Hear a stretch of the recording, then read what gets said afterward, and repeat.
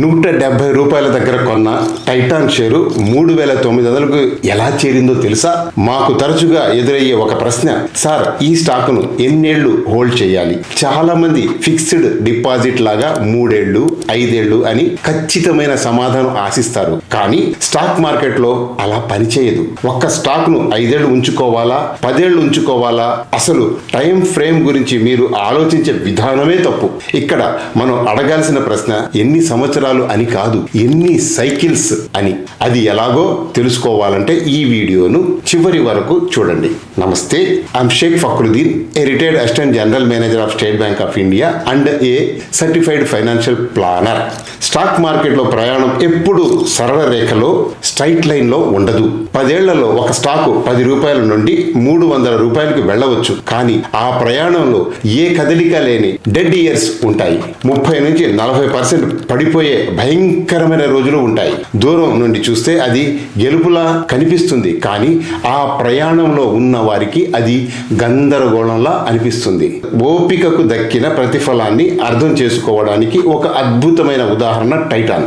2010లో 170 రూపాయల దగ్గర ఉన్న టైటాన్ షేరు 2025లో 3,900కి ఎలా చేరిందో తెలుసా? ఈ 15 ఏళ్ల ప్రయాణంలో ఎన్నో ఏళ్లు ఆ స్టాకు కదలలేదు. మరి కొన్నిసార్లు భారీగా పడిపోయింది. ఆ ఒడిదుడుకులను తట్టుకొని నిలబడ్డ వారికే 23% వార్షిక లాభం దక్కింది. మీరు కూడా అలాంటి మల్టీ బ్యాగర్ రిటర్న్స్ పొందాలనుకుంటున్నారా? అయితే ఈ సీక్రెట్ తెలుసుకోండి. 2013 నుండి 16 మధ్య ఈ 3 సంవత్సరాలు స్టాక్ ఎక్కడికి వెళ్ళలేదు. 300 నుండి 450కి వెళ్ళడం, మళ్ళీ 300కి రావడం, ఇలా సైడ్ వేస్ గా తిరిగింది. అప్పట్లో చాలా మంది ఓపిక నశించి అమ్మేశారు. 2019లో 1,300 రూపాయల వద్ద కొన్న ఇన్వెస్టర్లు 2020లో కోవిడ్ వల్ల అది 850కి పడిపోయినప్పుడు భయపడి క్విట్ అయిపోయారు. కానీ ఒక్కసారి జూమ్ అవుట్ చేసి చూడండి, అదే స్టాకు 2025 నాటికి 3,900 వద్ద ట్రేడ్ అవుతోంది. అంటే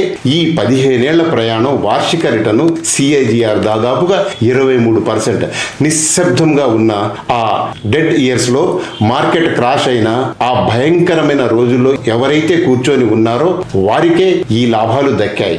మార్కెట్ ఎప్పుడు పెరుగుతుందో ఎప్పుడు పడుతుందో ఊహించడం ఎవరికీ సాధ్యం కాదు. అందుకే మేము చెబుతుంటాం, time in the market is more important than time the market. ఒక ఆసక్తికరమైన లెక్క చూడండి. 2010 నుండి 2025 వరకు మీరు మార్కెట్ ఇండెక్స్ లో ఇన్వెస్ట్ చేసి ఉండి మీకు ఏడాదికి 12% రిటర్న్ వచ్చి ఉండేది. కానీ మీరు మార్కెట్ పడిపోతుందని భయపడి బయటకు వచ్చి ఆ 15 ఏళ్లలో కేవలం అత్యుత్తమ 10 రోజులు మిస్ అయ్యుంటే మీ రిటర్న్ 12% నుండి 8.7%కి పడిపోయేది. ఇంకొన్ని రోజులు మిస్ అయితే మీ రిటర్న్ కనీసం ఎఫ్డి కంటే తక్కువగా ఉండేది.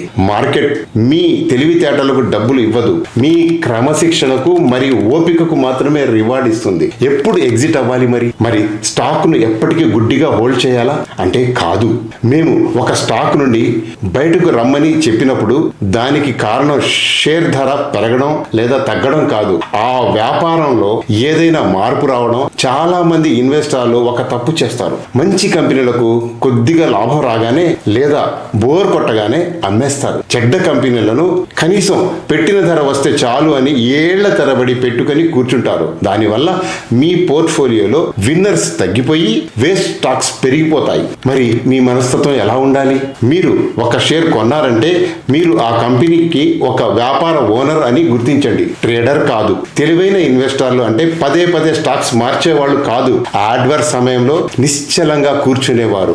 వ్యాపారం మీరు అనుకుంటున్నట్టుగా కంపెనీ బ్యాలెన్స్ షీట్ పెరుగుతుందా, మేనేజ్మెంట్ సరిగ్గా ఉందా, ఈ 3 విషయాలు బాగున్నంత కాలం మార్కెట్ చేసే శబ్దాన్ని పట్టించుకోకండి. ధరలు జిగ్జాగ్గా కదులుతున్నాయని టెన్షన్ పడకండి. మార్కెట్ ఒడిదుడుకులకు లోనైనప్పుడు మీ దగ్గర ఉన్న ఇన్వెస్ట్మెంట్ రేషనల్ ఎందుకు కొన్నారో రాసి పెట్టుకున్న పత్రాన్ని చూడండి. ఆ కథ మారనంత వరకు మీరు మారాల్సిన అవసరం లేదు. చివరగా ఒక్క స్టాక్ ఎన్నాళ్ళు హోల్డ్ చేయాలి, ఆ వ్యాపారం లాభాలు పెంచుకున్నంత కాలం, ఆ కంపెనీ భవిష్యత్తు బాగున్నంత కాలం, అది 3 ఏళ్ళు కావచ్చు లేదా 20 ఏళ్ళు కావచ్చు, ఈ అనిశ్చితిని తట్టుకొని వ్యాపార యజమానిలా ఆలోచించే వారే స్టాక్ మార్కెట్లో నిజమైన విజేతలుగా నిలుస్తారు. కాబట్టి మిత్రులారా, స్టాక్ మార్కెట్లో మీరు ఒక ట్రేడర్లా కాకుండా ఒక బిజినెస్ ఓనర్లా ఆలోచించండి. మీరు ఎంచుకున్న కంపెనీ వ్యాపారం బాగున్నంత వరకు, ఆ కథలో మార్పు లేనంత వరకు మార్కెట్ చేసే శబ్దాన్ని పట్టించుకోకండి. ధరలు జిగ్జాగా కదులుతున్నాయని టెన్షన్ పడకండి. కంపెనీ వృద్ధిపై దృష్టి పెట్టండి. అప్పుడే కాంపౌండింగ్ మ్యాజిక్ మీకోసం పనిచేస్తుంది.